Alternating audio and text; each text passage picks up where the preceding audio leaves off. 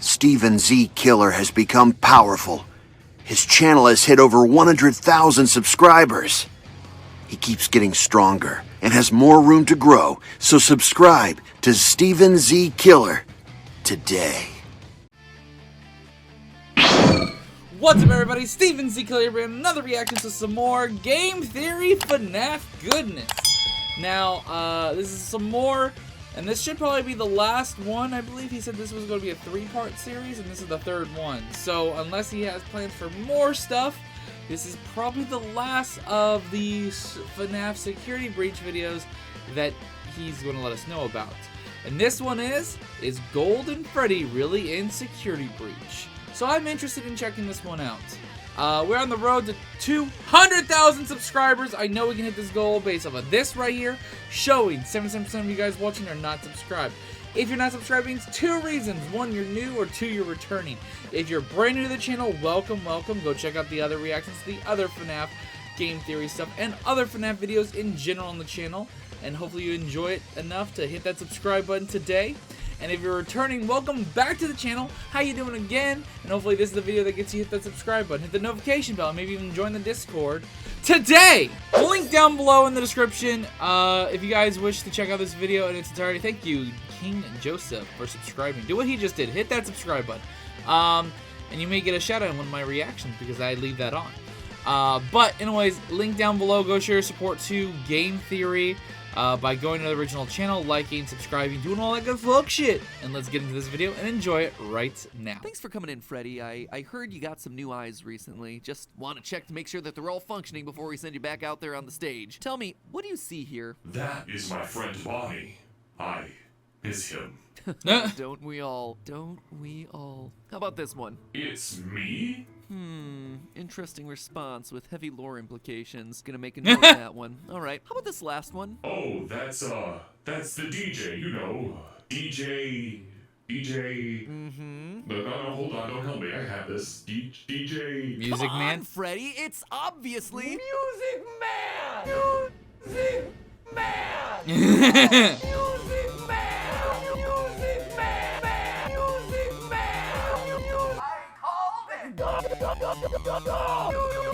I'm assuming that someone had fun and he loved this this meme this person made.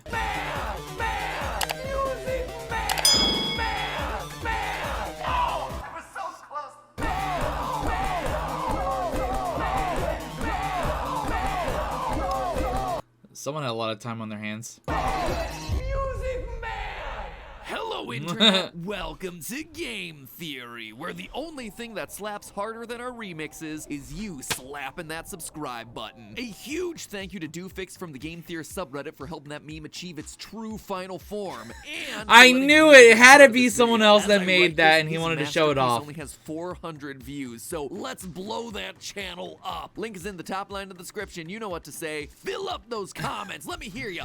Damn, that's one hell of a shout out. Man said in the song. Let's go! Let's go! Go! Go! Say what you will about Security Breach, and there's certainly a lot you can say about Security Breach. The fact that it launched this weird, unseen animatronic from Pizzeria Simulator into meme lord status is perhaps its greatest accomplishment. And, speaking of other unseen animatronics, today's episode is actually a pair of mini-theories all about 2 animatronics that are notably absent from this newest game. Characters that have been with us since the very beginning of the franchise, but whose Golden Freddy shoulder pads apparently weren't big enough for the final cut. And in a game that throws so much Freddy spaghetti against a lore wall to see what sticks, what gets excluded from the game is almost as interesting as what made the final cut. So what are the mysteries surrounding these 2 animatronics? Can we solve the mysteries? And what do the solutions tell us about the lore of this new game? That, my loyal theorists, is what we aim to answer today. Missing animatronic number 1, Glamrock Bonnie. We all thought it was strange when the trailers first dropped and we saw our favorite animatronics in their new 80s getup. Freddy, Chica, Foxy, Roxy,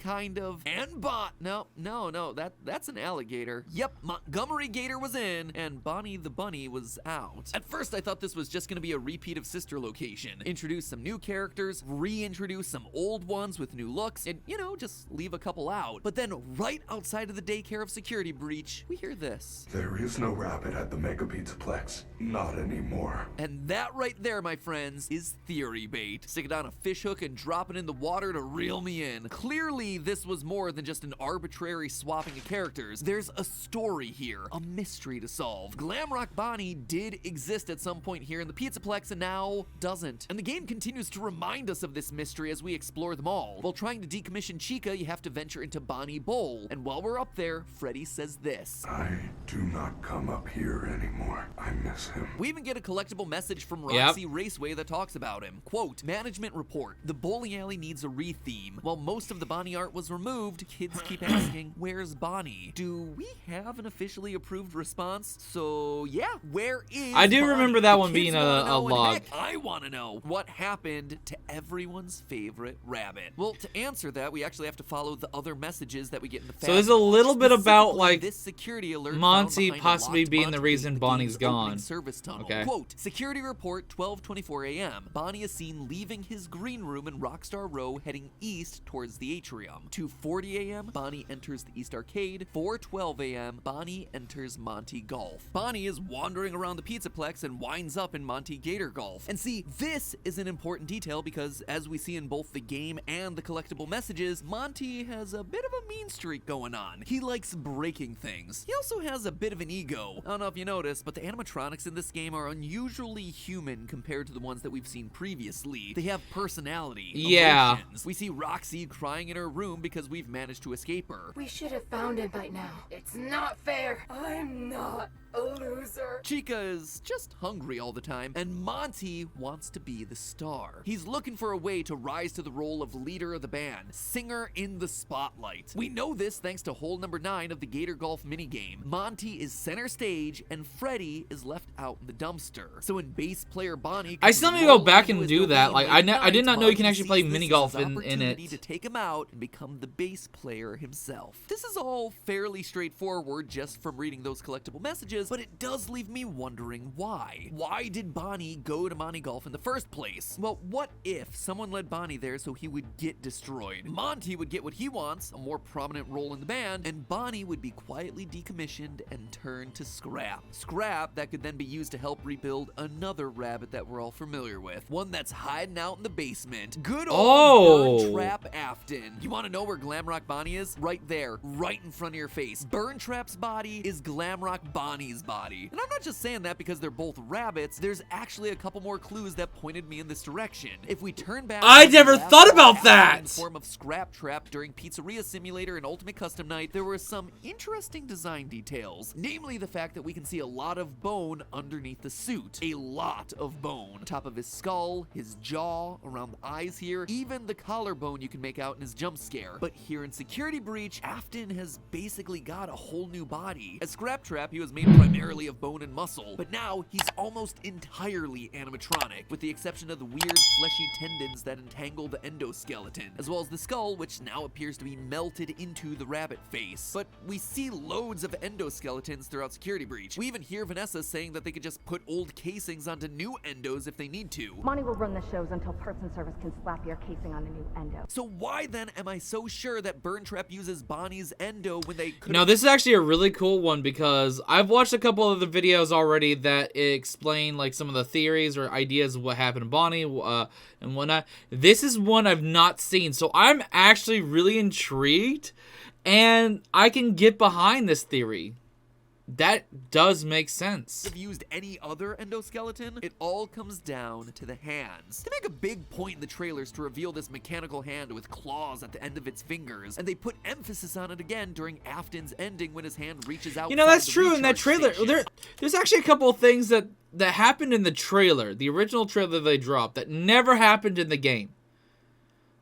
Like, there was some audio file use and some cutscene looking things that just never happened. On both occasions, the focus is on Afton's left hand, a hand that was completely missing from Scrap Trap in both FNAF 6 and Ultimate Custom Night. I mean, technically he was missing that entire left arm, but you get the point. So what does any of this have to do with Bonnie? That could be any endoskeleton arm, right? Wrong. Take a look at the Glamrock endoskeletons from this game. Their hands? Yep, they don't have claws. The only animatronic whose endoskeleton does have claws? Montgomery Gator. We actually get a really good look at his hands once we've decommissioned him. But hold on a minute, I was saying that Burn Trap was made from Bonnie, so why am I so focused on Monty? Well, we have to go back to the messages that we get on our Faz Watch. Down in Parts and Services, we get this maintenance log. Quote, Montgomery's claw upgrades allow him to play the bass. Following performances, he mostly uses them to cause damage. Before I read this message, Monty having claws didn't really strike me as an odd design detail. I mean, the dude's an alligator. Kind of makes sense. But this message made me reevaluate that opinion. Claws are only for animatronics that play the bass. When we get the message about Bonnie being out of commission, we get this line, quote, with Bonnie out of commission, we are making Monty the new bass player. Parts and Service have already done the proper adjustments, end quote. They're installing the claws on Monty because he's becoming the bass player, which means that Bonnie before him must have also had claws. They need to be built into the endoskeleton because they have to pluck the heavier strings. Therefore, the claws on Afton's new body prove that they could have only come from a single source, Glamrock Bonnie. But Glamrock Bonnie isn't the only one conspicuously missing from the security breach lineup. Where is everyone's favorite yellow clickbait, Golden Freddy? At first, I didn't know much about his Yellow clickbait, that is so fucking true. Away at the end of Ultimate Custom Night, keeping the spirit of Afton trapped in an endless purgatory of torment. Meanwhile, you got Old Man Consequences over here asking Cassidy, "You good, bro?" and encouraging them to leave the demon to his demons. So, yep, that story seemed largely done. Cassidy, aka the one you should not have killed, aka the vengeful spirit, call the kid whatever you want, this was another playing piece off the lore table, the end of another character arc. So why would Cassidy appear in Security Breach? Doesn't seem necessary. But then, it was more Freddy spaghetti time. Security Breach once again threw everything it had at the wall to see what stuck. And I do mean everything they had. Basically everyone and everything in the series up to this point is represented somewhere in this game. FNAF 1 animatronics. Hey, thank you for subscribing. You guys haven't hit that subscribe button too. Back to FNAF 6, there's Baby, there's the puppet, there's the fun times. If my theories up to this point have been correct too, you also get Crying Child, Michael, and Elizabeth.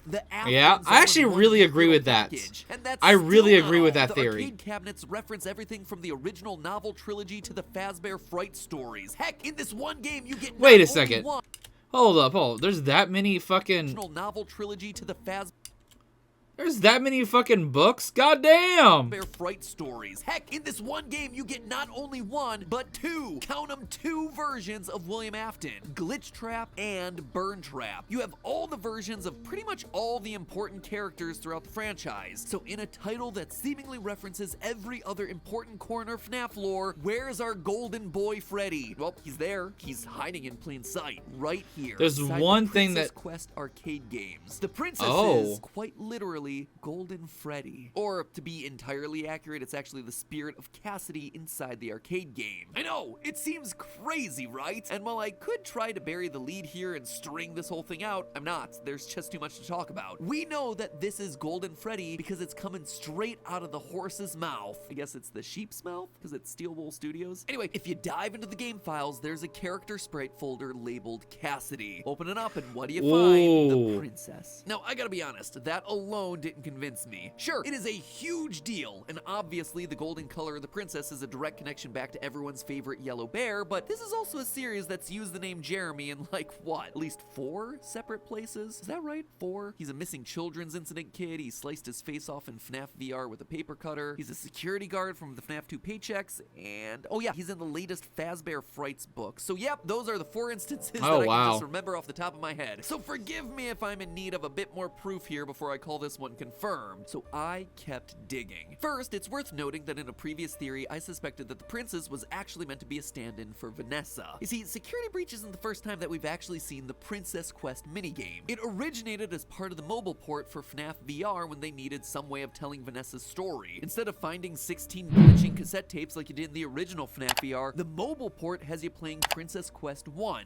lighting 16 braziers to eventually find the lair of Glitch Trap. Interestingly though, digging through that game's files reveals that the princess character wasn't labeled as Cassidy. This is a new thing for Security Breach, which tells me that this was also an important story element for them. A story that, now that we have all three Princess Quest games to look at, suddenly takes on a different meaning. When you play Princess Quest 1, you're being hunted down by black glitchy rabbit creatures. These things are clearly working for Glitch Trap, but if that's the case, why would he be sending them to attack you? If the princess is truly meant to be a stand-in for Vanessa finding the tapes, wouldn't he want Vanessa to find them so she comes under his control? Rabbits attacking doesn't make sense. However, if we consider the Golden Princess to instead be Cassidy, back from the dead once more to try and stop William for good, then of course Billy Afton would do everything he can to stop the princess. I also think that each Princess Quest represents a different phase of Cassidy's experience quite nicely. In the first one, Cassidy is helpless, an innocent, helpless child lured to a back room and killed by a monster that looms in the shadows. But by Princess Quest 3, the princess is fighting back. And not just fighting back, but doing it in the same location that we walked through in FNAF VR. Notice the large stage, the prize corner back behind us, and a rounded side stage to the left. Oh, that's so This is cool! an important detail because as we see at the end of FNAF VR, we're playing in the location of the missing children's incident. Glitch Trap lures us to the back room only to shove our dead body into Freddy's suit while he dances around. This is Freddy Fazbear's Pizzeria, where the initial 5 kids, including Cassidy, first went missing. Cassidy's story truly comes full circle. Playing through Princess Quest 3 the first time, I also thought it was unusual to have a giant Chica face looming in the background watching us. Like, why? Seriously, why? You don't That's just do that generally for a little on the decoration. creepy And side. Then I remembered this line from Ultimate Custom Night.